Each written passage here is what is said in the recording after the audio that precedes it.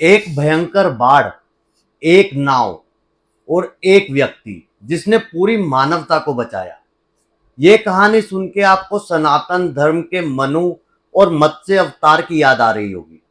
पर यह कहानी सिर्फ सनातन धर्म में नहीं, बाइबल में नोआस आर्क और ऐसे ही दुनिया की अलग अलग सिविलाइजेशंस में सेम कहानी मिलती है। कैसे? इसी को हम डिकोड करेंगे। हिमालय से लेके मेसोपोटामिया तक और चाइना से लेके अमेरिका तक, हर एक सिविलाइजेशन के अंदर सेम कहानी मिलती है। तो आप इस वीडियो के एंड तक जरूर बने रहना अगर इस मिस्ट्री को आप हमारे साथ मिलकर सॉल्व करना चाहते हैं। चलिए बात करते हैं सनातन धर्म के मनु और मत्स्य अवतार की कहानी की। मनु जो सृष्टि का सबसे पहला व्यक्ति था, उनको एक मछली मिलती है मत्स्य, जो कि विष्णु जी का रूप थी।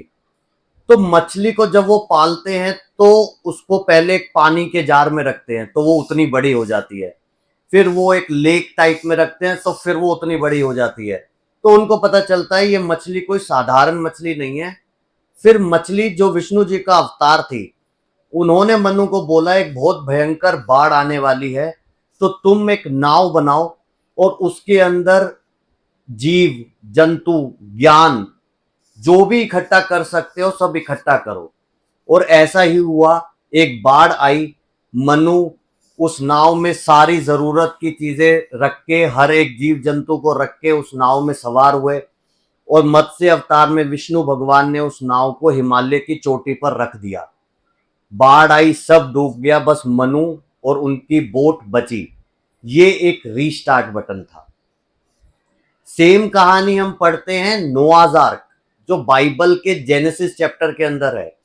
उसमें भी ये था कि गॉड ने ये बोला कि धरती पे पाप बहुत ज्यादा बढ़ गया है। तो नोआ को बोला गया कि आप एक आर्क बनाओ और उसके अंदर मेल फीमेल पेयर्स में एनिमल्स, प्लांट, सीड्स, और सेम थ्योरी जो मनु के कहानी में थी, काइंड ऑफ सेम थ्योरी नोआ को बोली गई। उन्होंने भी एक आर्क बनाई। 40 दिन तक फ्लड लगातार आता रहा, सब डूब गया, सिर्फ नोआस आर्क बची। तो ये एक स्ट्रेंज बात नहीं है कि सनातन धर्म में ये कहानी 4000 साल पहले लिखी गई और बाइबल में कहानी तकरीबन 2500 साल पहले। ये कहानी सिर्फ सनातन धर्म और बाइबल की नहीं, वर्ल्ड के ऑलमोस्ट हर एक कॉन्टिनेंट में सेम कहानी मिलती है। मेसोपोटामिया, गिलगमिश में सेम एक बोट बनाई गई और लोगों को बचाया गया। ग्रीक माइथोलॉजी, उसके अंदर भी फ्लड आया, एक कपल बचा, उन्होंने मिट्टी से पूरी दुनिया दोबारा बनाई। चाइना, चाइना सिविलाइजेशन के अंदर भी युंग हू नाम के एक आदमी ने फ्लड के अंदर लोगों को बचाया। ऐसे ही अफ्रीका, अमेरिका और बहुत सारी ट्राइब्स में सेम फ्लड स्टोरीज हैं। ये कोइंसिडेंस कैसे हो सकता है? अब आप थोड़ा जियोग्राफिकल लोकेशन को अगर देखें तो इंडिया और चाइना ये तो चलो कनेक्टेड हैं, पर अमेरिका, अफ्रीका, उस जमाने में शायद संसाधन नहीं थे एक दूसरे पे पहुंचने के, पर ये कहानियां कैसे एक दूसरे तक पहुंची? तो क्या ऐसा कुछ हुआ था, या क्या सनातन धर्म सबसे पहले आया और वहां के लोग माइग्रेट होकर दूसरी जगह गए और ये कहानियां प्रचलित होते होते वहां तक पहुंच गई? इन सब चीजों को हम आगे की वीडियो में डिकोड करेंगे। अब हम अगर सोचें कि क्या क्या रीजंस हो सकते हैं कि सेम कहानी हमें हर एक सिविलाइजेशन में मिलती है, तो पहला रीजन हो सकता है कि आइस एज जब खत्म हुई तो तकरीबन 10,000 साल पहले ग्लेशियर्स पिघले और भयंकर बाढ़ आई। तो ये एक मेमोरी ने लोगों के अंदर एक ट्रॉमा बनाया और शायद यही फ्लड हर एक सिविलाइजेशन ने अडॉप्ट करी कि ये एक रिक्रिएशन, रीबर्थ, रीएस्टेब्लिशमेंट का सिंबल बन गई। दूसरा कारण हो सकता है ट्रेडिंग या माइग्रेशन, कि ये इवेंट कहीं एक जगह पे हुआ और वहां के लोग विद टाइम माइग्रेट होकर दुनिया के अलग अलग कोने पे गए और ये कहानी लोगों को बताई, जो धीरे धीरे उनके ग्रंथ के अंदर अपनी जगह बना गई। एक रीजन ये भी हो सकता है कि धरती के ऊपर कोई कॉस्मिक पावर या कोई एस्ट्रॉयड आके गिरा और उससे ये फ्लड आया, जिसने लोगों के माइंड में एक इम्पैक्ट डाल दिया कि शायद ये फ्लड वाली कहानी सच होगी। चौथा रीजन हो सकता है साइकोलॉजिकल इम्पैक्ट। ज्यादातर लोग रीबर्थ, फ्लड और रीस्टार्ट इन लोगों को कनेक्ट करते हैं, और ये हमारे ग्रंथों में भी और वर्ल्ड के बाकी ग्रंथों में भी लिखा है कि दुनिया बहुत बार बनी और बहुत बार रिक्रिएट हुई।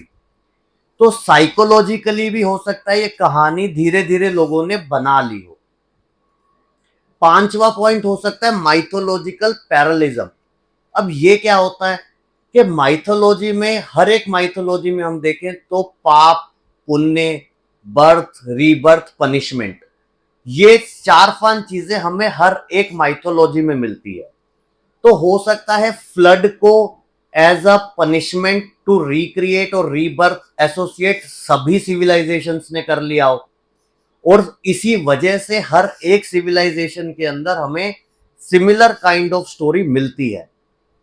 पर सच में ये चौंकने वाली बात है कि जो कहानी सबसे पहले सनातन धर्म में लिखी गई, वो ही पूरे वर्ल्ड के अंदर अलग अलग जगह पे और अलग अलग लोगों के द्वारा बताई जा रही है। तो चाहे मनु हो या नोआ, सनातन धर्म हो या बाइबल या ग्रीक माइथोलॉजी, सबके अंदर एक बात तो कॉमन है कि नेचर की पावर से ऊपर कुछ भी नहीं है। जब धरती को अपने आप को रिस्टोर करना होता है तो फ्लड या ऐसी कोई आपदा आती है और सब कुछ खत्म हो जाता है। इंसान के सामने सुपरनेचुरल पावर हमेशा भारी रही है। तो आपको क्या लगता है इस थ्योरी के पीछे सबसे ज्यादा मेन रीजन क्या हो सकता है? हमें कमेंट सेक्शन में जरूर बताना, और अगर वीडियो अच्छी लगी हो तो लाइक जरूर करना, और जो दोस्त इस तरीके के वीडियो के अंदर इंटरेस्टेड होते हैं उनके साथ शेयर जरूर करना। और अभी तक अगर अभिषेक पीओवी चैनल सब्सक्राइब नहीं किया है तो उसको सब्सक्राइब करते रहना, और सेम काइंड ऑफ वीडियो और इसी तरीके के टॉपिक्स को सुनने के लिए हमारे चैनल पे बने रहें। हम कोशिश करते हैं नए नए कॉन्सेप्ट को डिकोड करके उसको सिंप्लीफाई करके आप तक पहुंचाने का। So thank you so much for watching.